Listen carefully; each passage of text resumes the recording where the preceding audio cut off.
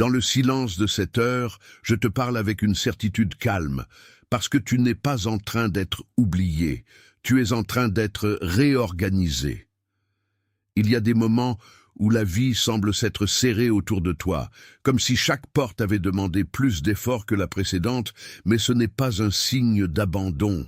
C'est souvent le signe qu'une autre manière de porter ta route est déjà en train de se lever. Tu as peut-être regardé ton moi comme on regarde un tableau vide, avec des factures, des attentes, des besoins concrets, et cette sensation étrange que les mains travaillent plus vite que la paix n'arrive. Pourtant, même là, quelque chose de plus grand que la pression est à l'œuvre. Tu n'es pas venu au bord de cette journée par accident. Je te vois dans une cuisine encore tiède du café du matin, avec la lumière qui tombe sur la table et les papiers posés à côté d'une tasse à moitié vide. Je te vois aussi devant l'écran du téléphone, relisant un chiffre, un message, une échéance, pendant que le cœur essaie de rester calme alors que les épaules se durcissent. Ce genre de scène ressemble à une fermeture, mais ton corps sait déjà qu'il y a plus qu'une fermeture dans l'air. Ta respiration devient plus courte quand tu penses à ce qui manque, et tes mains cherchent sans cesse quelque chose à ranger pour ne pas sentir l'inquiétude. Dans cet endroit très ordinaire, la vérité spirituelle commence souvent comme une petite résistance intérieure. Tu n'es pas seulement face à une pénurie, tu es face à une lecture ancienne de ta vie. Et cette lecture ancienne te dit que l'abondance ne vient qu'après que tu te sois prouvé digne, alors que le chemin de Dieu commence souvent autrement. Il commence au milieu de ce qui semble limité, dans la cuisine, dans la voiture, dans le couloir, dans la nuit où tu comptes ce qu'il reste au lieu de ce qui est en train de naître.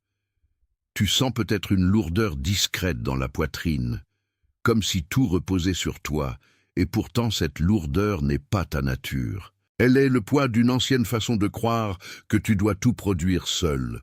Je te le dis avec douceur et clarté, ce n'est pas ainsi que la grâce travaille. La grâce réorganise, la grâce soutient, la grâce apprend à recevoir sans humiliation. Attention, vous devez comprendre ce qui se passe. Maintenant, certaines personnes se sont éloignées, certaines portes se sont fermées. Et des situations qui semblaient sûres ont commencé à changer sans explication. Ce n'est peut-être pas une coïncidence.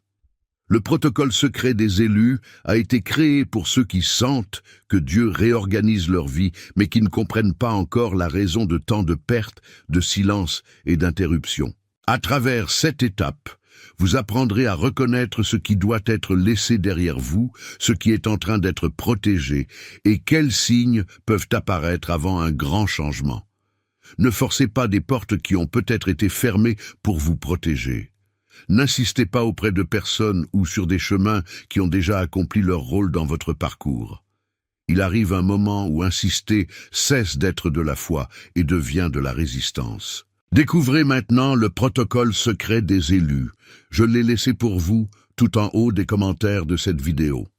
Et ce passage te demande de ne plus appeler manque ce qui est en train de devenir provision. Souviens-toi de la veuve et de l'huile qui ne s'est pas arrêtée tant que les récipients ont été présentés, parce que cette image n'est pas loin de ta route. Elle parle à ton quotidien sans faire de bruit, comme une main qui cherche un tiroir, un peu de monnaie, un rendez-vous, une respiration, puis découvre que l'espace de Dieu est plus large que l'angoisse. Tu peux encore te souvenir du moment où tu pensais que la marge était trop petite, que la réserve était trop basse, que la fatigue était trop profonde. Mais l'histoire qui s'écrit n'est pas celle d'une humiliation prolongée. C'est celle d'une fidélité qui apprend à se montrer dans des formes concrètes, visibles, presque simples. Ce que tu appelles petit peut déjà être la première preuve d'un financement plus vaste. Il y a une différence entre vivre sous la pression et vivre sous l'approvisionnement de Dieu. Et cette différence change la manière dont tu regardes les mêmes objets.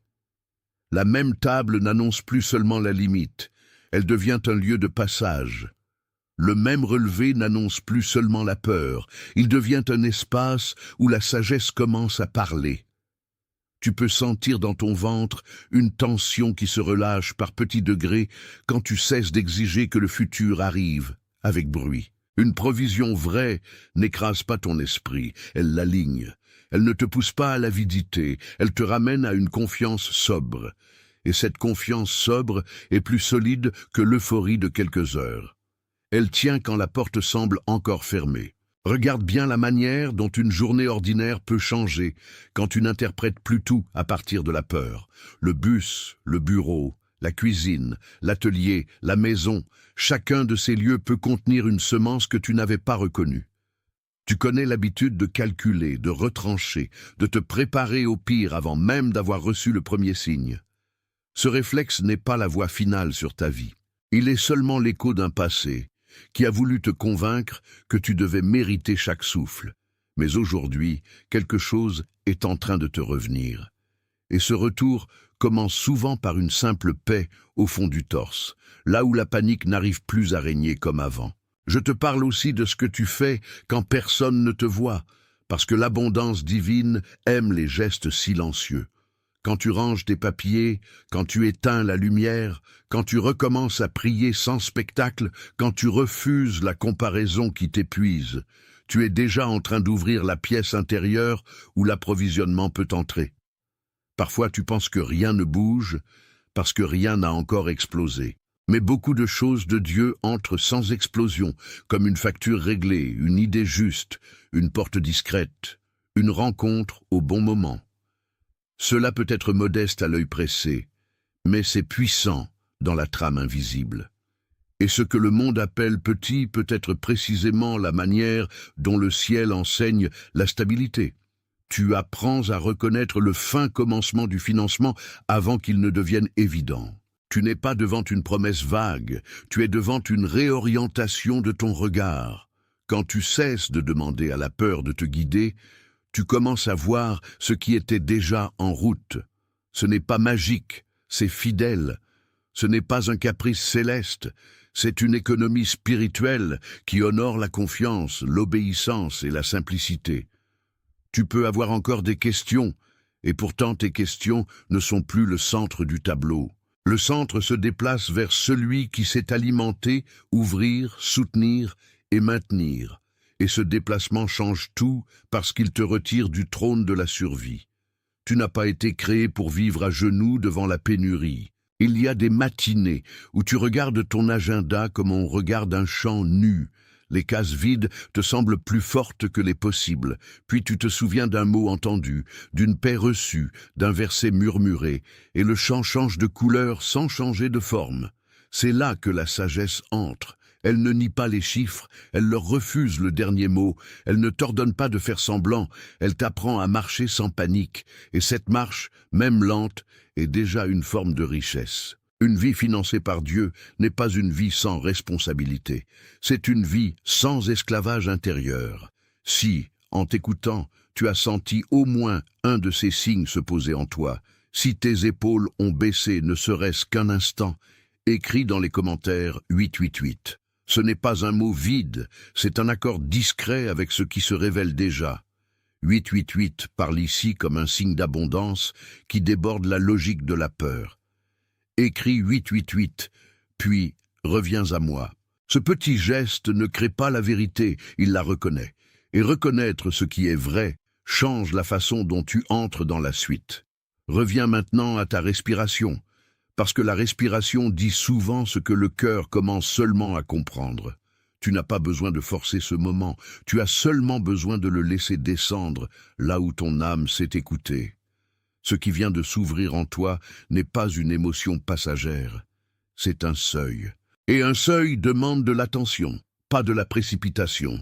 Ce que tu reconnais ici peut devenir plus stable que la peur qui t'a suivi si longtemps. C'est ainsi que la paix commence à financer ta manière de vivre. Je te parle aussi des instants où tu t'es demandé si tu avais manqué quelque chose de Dieu, alors que tu étais simplement en train d'apprendre à recevoir autrement. Tu as peut-être confondu retard et formation. Tu as peut-être appelé désert ce qui était en réalité un apprentissage de sobriété et de discernement. Maintenant, le décor ne change pas forcément tout de suite, mais l'interprétation change. Et quand l'interprétation change, la pression perd déjà de sa force.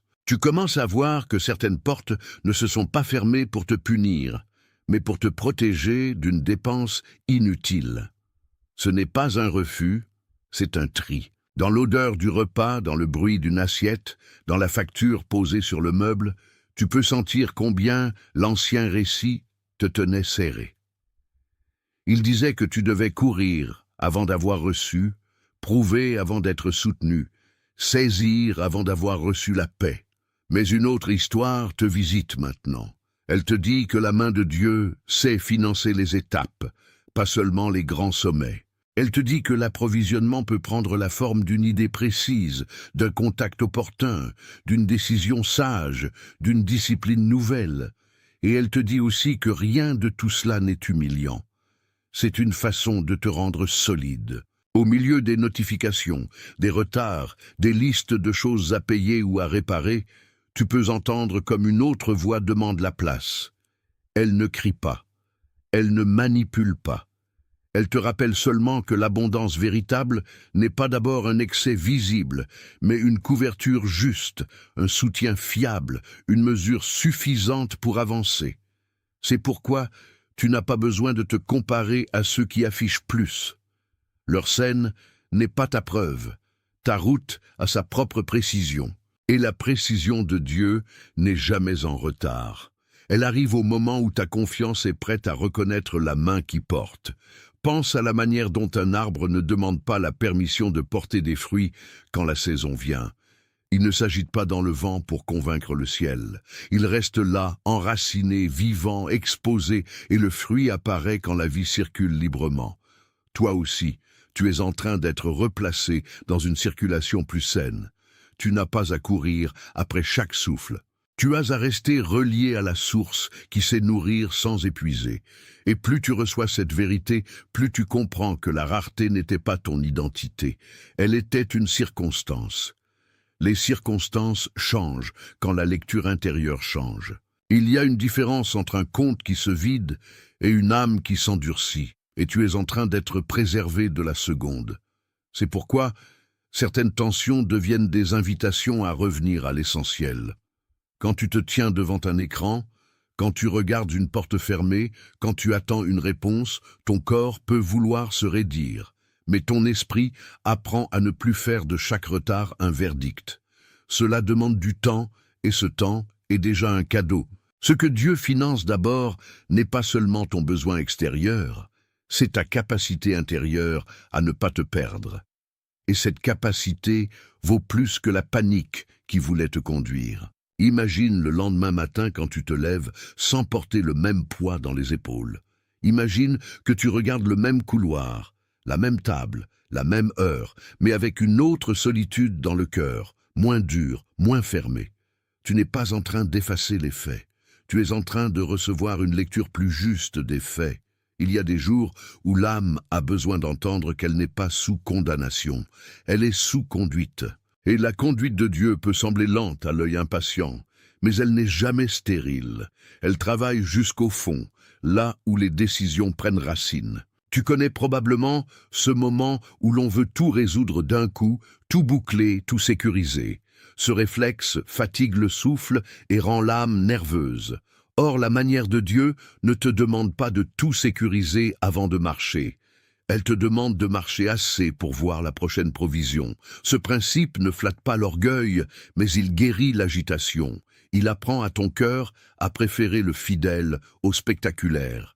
Et dans cette préférence, un nouveau type de richesse se met en place. Elle n'est pas tapageuse, elle est durable. Il existe un moment très discret où la peur cesse d'être un moteur et devient un témoin. Elle montre ce qu'elle ne peut plus diriger. Tu peux la sentir encore, comme une ombre sur le bord de la pensée, mais elle n'a plus le même trône. C'est là que tu comprends que tu es en train d'être financé autrement, non seulement par des moyens, mais par une faveur qui ordonne les moyens. Tu commences à voir une porte d'emploi, un ajustement de budget, une aide, une idée, une correspondance, une précision. Rien n'est à mépriser. La graine n'a pas besoin d'être grande pour être vivante. Si cette image vient de s'imprimer en toi, écris dans les commentaires UV Joiso. Ce n'est pas une formule froide, c'est une reconnaissance au présent.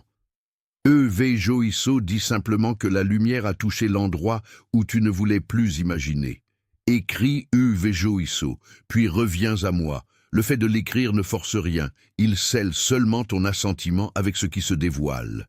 Et quand l'assentiment est nommé, le chemin peut avancer avec moins de brouillard. Laisse maintenant cette phrase reposer dans ta poitrine.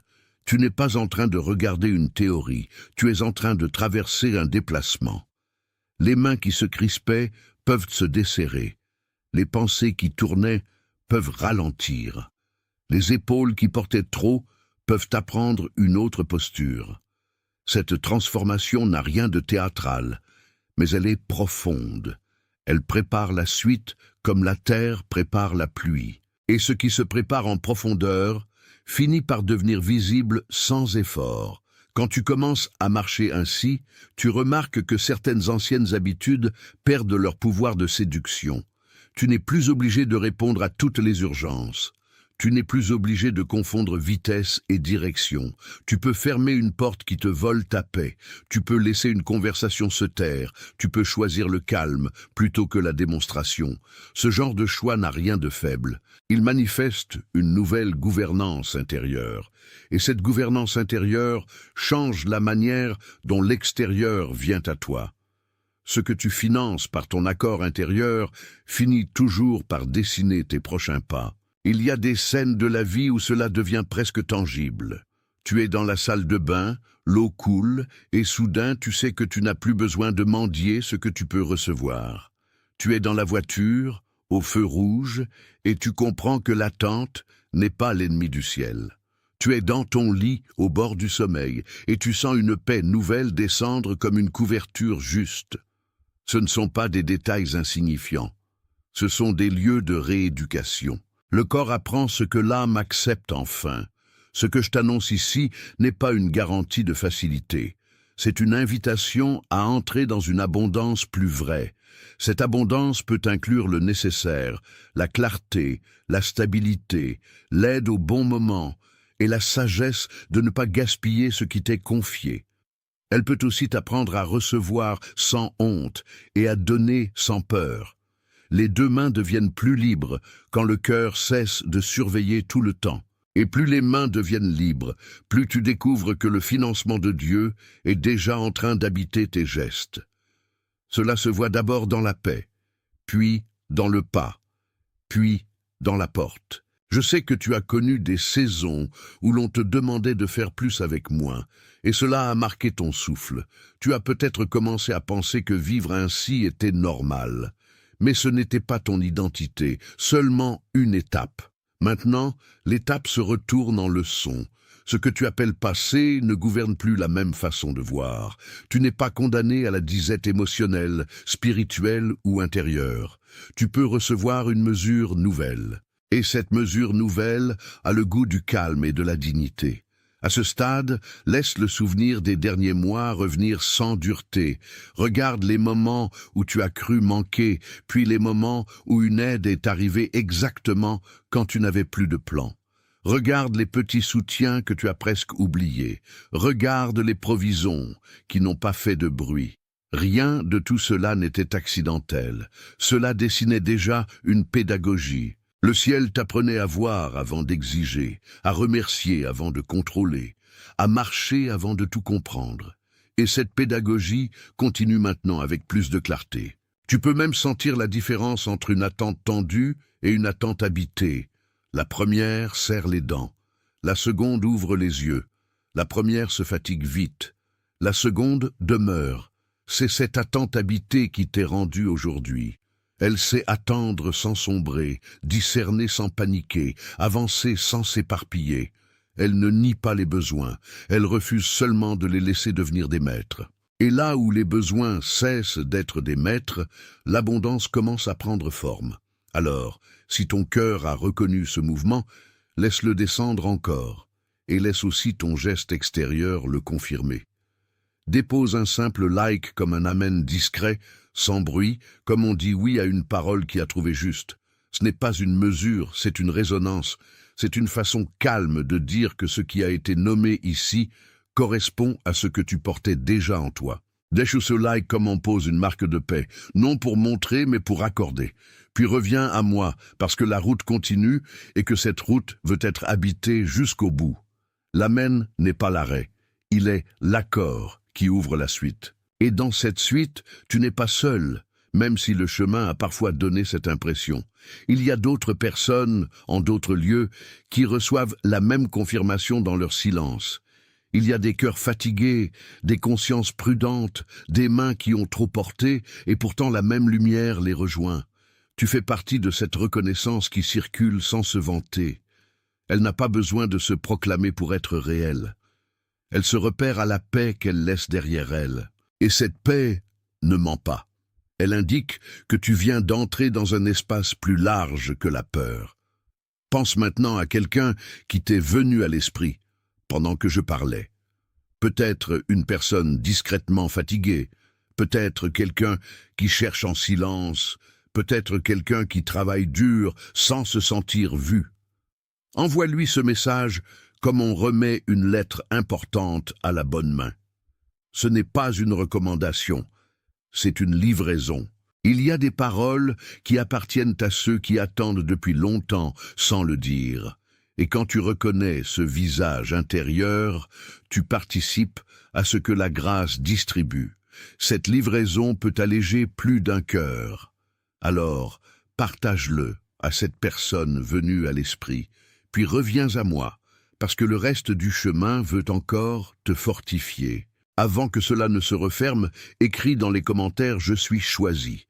Pas comme un souhait fragile, mais comme une confirmation de ce qui s'est construit dans tout ce que tu viens d'entendre. Tu n'écris pas pour inventer une identité, tu écris pour la reconnaître. Je suis choisi dit que tu acceptes de ne plus te définir par la rareté. Écris « Je suis choisi », puis reviens à moi. Ce mot n'est pas une décoration spirituelle, c'est un ancrage.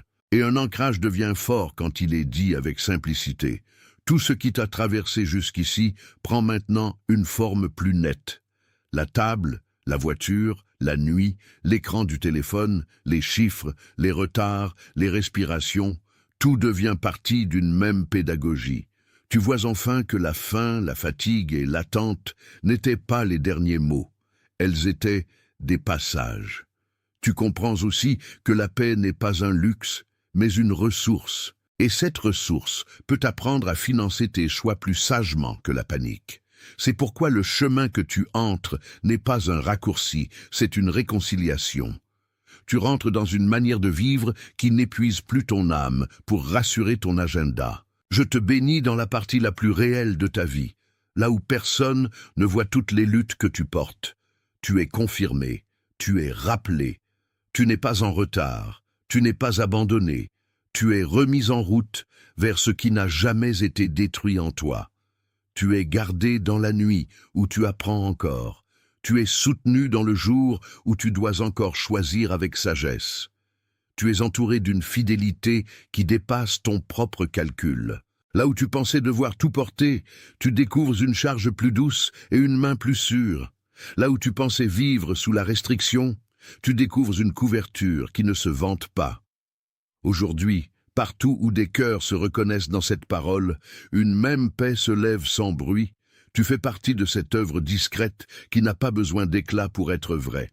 Marche avec ce qui t'est rendu. Marche avec ce qui t'est confié. Marche avec le calme qui accompagne les choses justes. Le porte est ouverte. Je garde la même image, la même table, la même cuisine, la même route intérieure, parce que la conclusion ne doit pas casser ce qui a déjà été semé. Tu es arrivé jusqu'ici avec des chiffres qui pesaient, des attentes qui serraient et une fatigue qui voulait décider pour toi, mais cette pression n'a pas le dernier mot. Il existe une manière plus douce de traverser ce que tu dois encore traverser, et cette manière commence quand tu acceptes que la provision ne ressemble pas toujours à un miracle bruyant. Parfois, elle ressemble à une paix qui descend avant la réponse. Parfois, elle ressemble à une idée simple qui évite une dépense inutile. Parfois, elle ressemble à un nom qui protège ton avenir. tu n'es pas en train de perdre du temps, tu es en train de perdre une ancienne manière de survivre. Regarde encore la table du matin, le téléphone posé à côté, le relevé ouvert, le silence qui suit une facture. Cette scène n'a pas changé de forme, mais elle a changé de voix. Avant, elle te parlait comme un mur. Maintenant, elle peut devenir un lieu d'écoute. Tu apprends à distinguer ce qui te presse de ce qui te conduit. Tu apprends à voir que certaines portes fermées t'ont gardé de frais invisibles. Tu apprends aussi que le ciel ne finance pas seulement des grandes percées. Il finance la sagesse ordinaire qui t'empêche de te disperser. Et cette sagesse ordinaire devient un trésor discret. Quand tu regardes ce que tu possèdes déjà, même si c'est peu, tu découvres que le manque n'était pas tout le paysage. Il y avait une couverture, une aide, un souffle, un délai qui te préservait d'un choix plus lourd. Le cœur qui s'apaise voit mieux les petites choses. Et les petites choses deviennent alors plus importantes. Une conversation juste, un remboursement inattendu, une disponibilité, une porte qui s'entr'ouvre sans spectacle. Tout cela participe à la même pédagogie. Ce n'est pas le bruit qui prouve la présence, c'est la fidélité. Et la fidélité n'a jamais besoin de se vanter. Je veux que tu restes devant cette pensée sans te précipiter. Ce qui t'a semblé être une attente sèche peut maintenant être compris comme une maturation. Ce qui t'a semblé être une limitation peut maintenant être compris comme un cadrage. Ce qui t'a semblé être une lenteur peut maintenant être compris comme une protection contre la casse intérieure. Tu n'étais pas seulement retenu, tu étais préparé à porter autrement. Et porter autrement, c'est souvent recevoir avec plus de paix que d'urgence. Cette paix n'annule pas les responsabilités, elle leur donne une colonne vertébrale. Il y a une beauté très particulière dans la façon dont une vie se réorganise quand elle cesse de paniquer. Tu commences à regarder tes dépenses avec plus de calme. Tu commences à choisir avec plus de précision. Tu commences à sentir dans ton corps quand une proposition est trop lourde, trop vite, trop bruyante.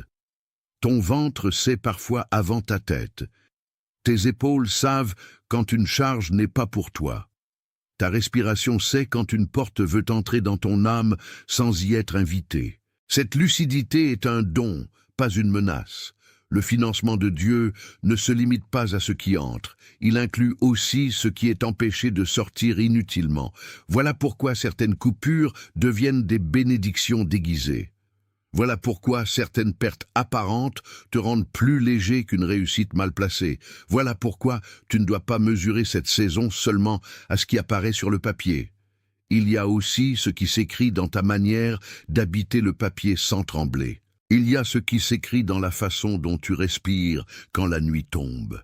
Il y a ce qui s'écrit dans le calme qui revient après avoir cessé de te comparer. Cette écriture intérieure est réelle. Je te parle comme à quelqu'un qui a déjà trop porté pour jouer avec des mots vides. Tu sais reconnaître quand une promesse est trop grande pour être honnête. Alors, reçois celle-ci avec sobriété. Tu peux entrer dans une abondance qui ne t'achète pas, qui ne t'isole pas, qui ne t'oblige pas à mentir sur ce que tu vis. Cette abondance peut être une mesure suffisante, une aide régulière, une orientation nette, une consolation honnête, une stabilité qui prend racine. Elle peut aussi être la grâce de refuser le chaos comme si c'était ton héritage. Ce refus est un acte de liberté. Je te le redis avec la force tranquille d'une parole qui ne cherche pas à te séduire.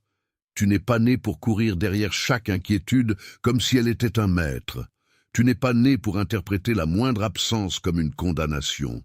Tu n'es pas né pour croire que la rareté est plus forte que la promesse. Il y a en toi une capacité à recevoir qui avait été recouverte par le bruit. Et cette capacité se relève maintenant. Elle se relève quand, attention, vous devez comprendre ce qui se passe. Maintenant. Certaines personnes se sont éloignées. Certaines portes se sont fermées. Et des situations qui semblaient sûres ont commencé à changer sans explication. Ce n'est peut-être pas une coïncidence. Le protocole secret des élus a été créé pour ceux qui sentent que Dieu réorganise leur vie, mais qui ne comprennent pas encore la raison de tant de pertes, de silence et d'interruptions. À travers cette étape, Vous apprendrez à reconnaître ce qui doit être laissé derrière vous, ce qui est en train d'être protégé, et quels signes peuvent apparaître avant un grand changement. Ne forcez pas des portes qui ont peut-être été fermées pour vous protéger. N'insistez pas auprès de personnes ou sur des chemins qui ont déjà accompli leur rôle dans votre parcours. Il arrive un moment où insister cesse d'être de la foi et devient de la résistance. Découvrez maintenant le protocole secret des élus. Je l'ai laissé pour vous tout en haut des commentaires de cette vidéo.